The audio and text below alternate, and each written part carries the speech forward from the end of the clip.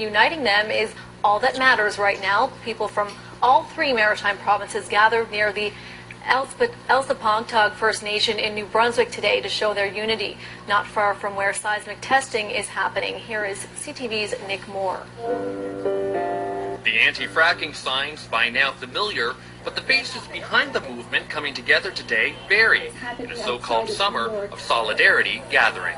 It's a Canadian issue, but it's particularly an Atlantic Canada issue. This woman from Wolfville, Nova Scotia made the 4-hour drive here to show support to anti-fracking demonstrators in New Brunswick.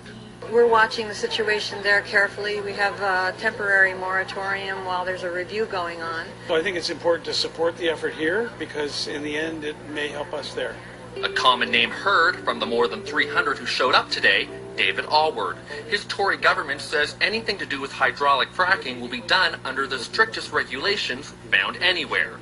It was similar to the response 12-year-old Quinn Reed of Hillsborough received after he wrote a letter to Allward about his fracking concerns. Didn't really tell me what I wanted to hear. It was basically, you're fine, we got it all under control, and it gave me a website to go to. A theme of today's gathering, how the fight against fracking is uniting groups who've had conflict in the past. And you know what? This is bringing Anglophones and Acadians and First Nation communities together around a common cause and a common vision for the future of New Brunswick. I think we have some common ground, and that is the health of our children and the future for our children. The gathering today held in the shadow of recent high-profile arrests, including Elsipogtog warrior chief John Levi and an independent journalist with the Halifax Media Co-op. New Brunswick RCMP have made more than 30 arrests of anti-fracking protesters in the last few weeks. They weren't located far away from today's gathering.